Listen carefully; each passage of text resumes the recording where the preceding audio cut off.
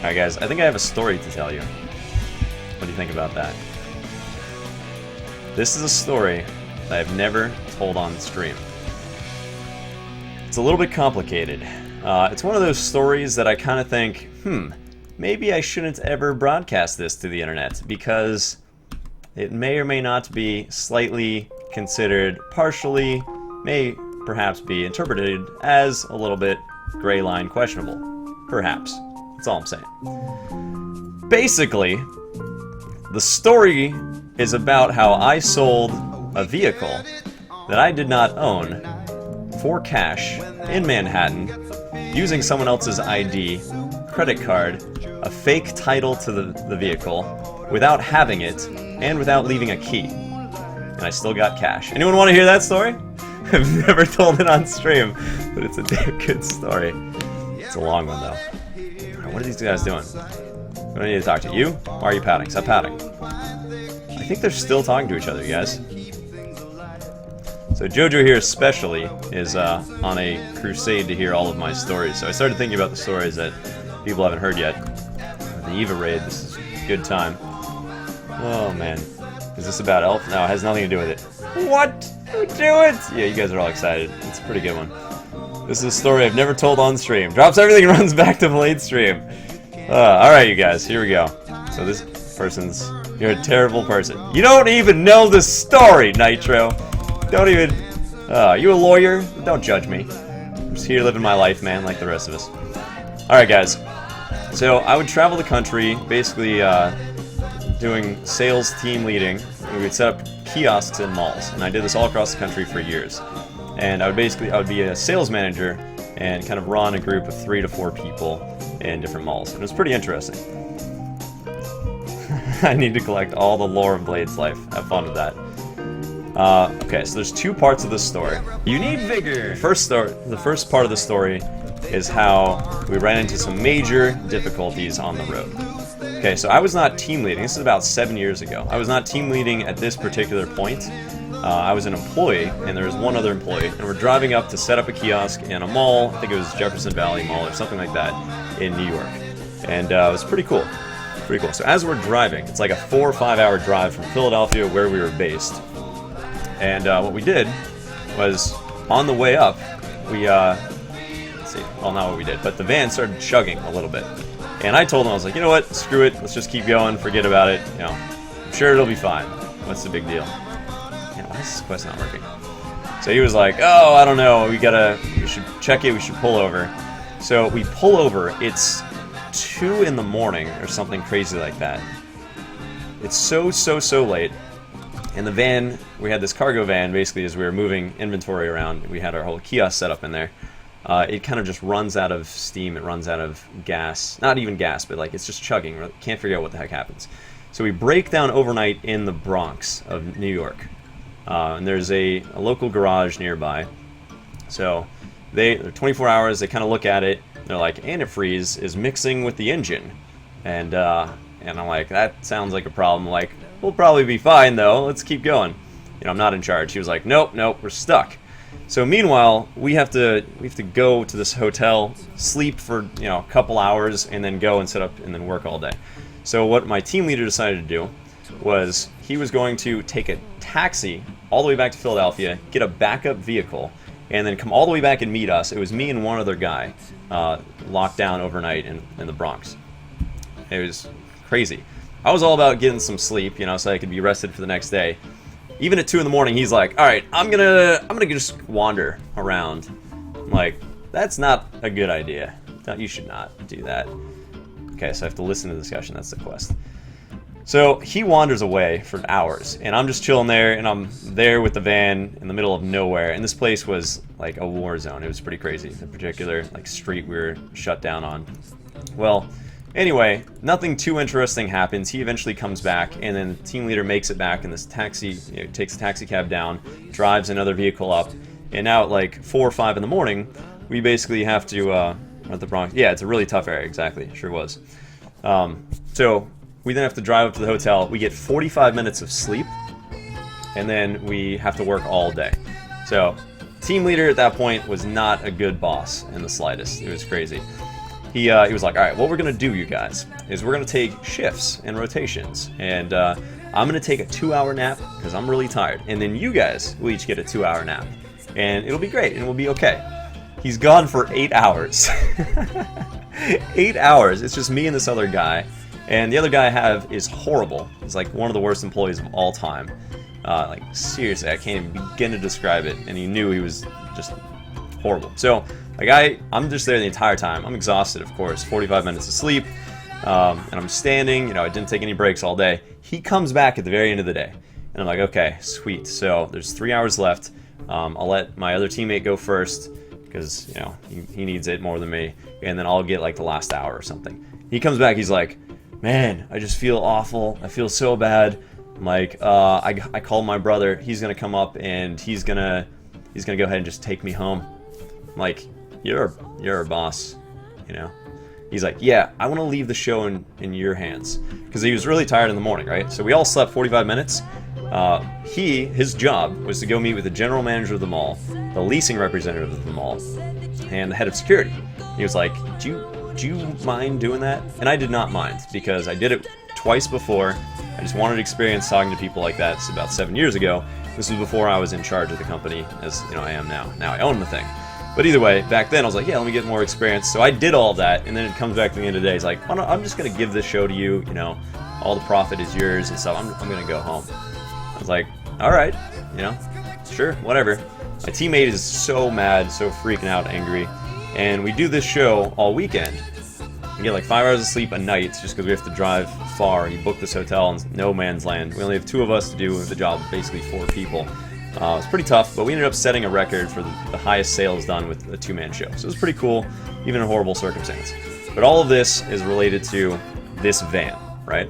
This van got shut down in Bronx, stayed there. This quest is literally to listen to this conversation. That's all I'm doing. I wonder what they're talking about. Whatever.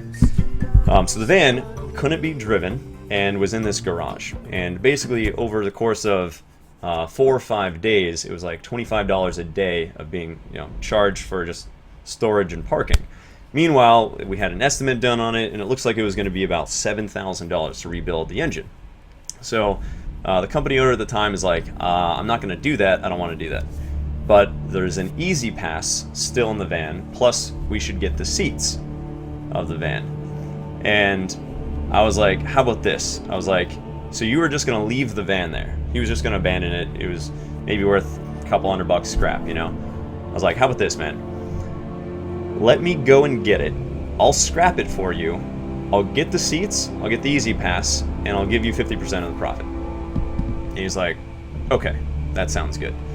So I got really excited about it. I got one of my friends to help me. Am I still listening to this discussion? These NPCs are the slowest talkers. Can you guys imagine actually listening to these things instead of me?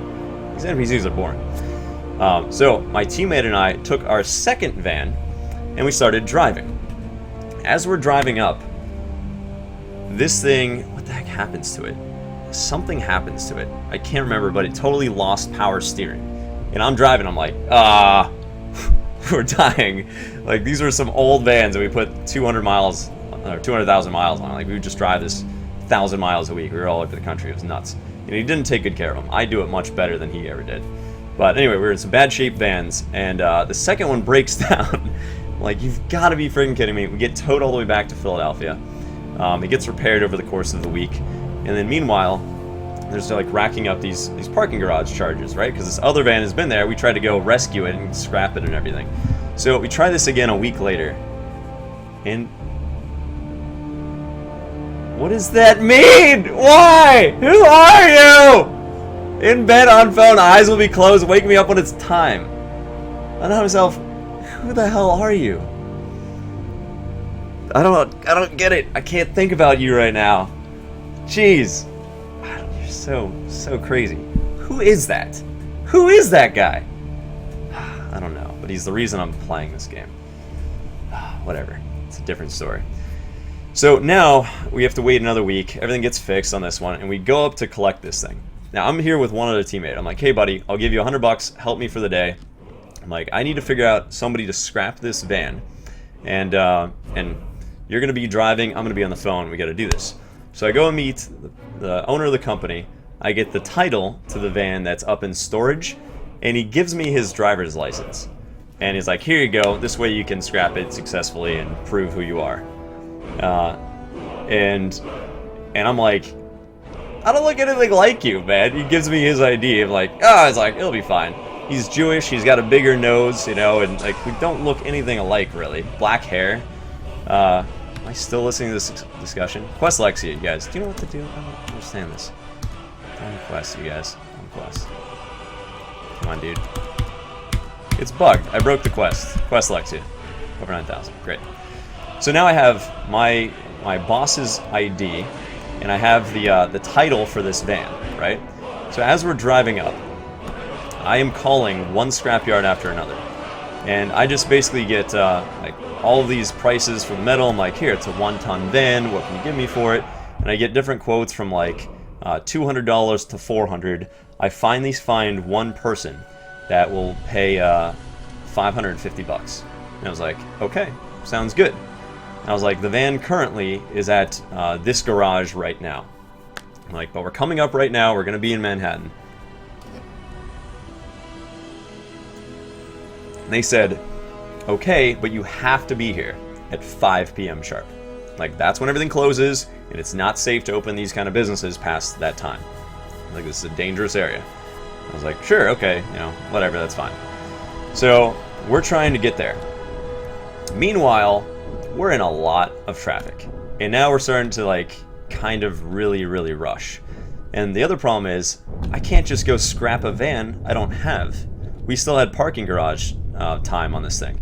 So I had to go to the place where we were going to get it repaired, tell them we're not getting it repaired, here's the payment for having it stored for 7 days or whatever, and then take the key over to the scrapyard and say, here's the van, coordinate the entire thing, and do it all like in 45 minutes. We did not have much time at all. So this is Manhattan that we're driving around in.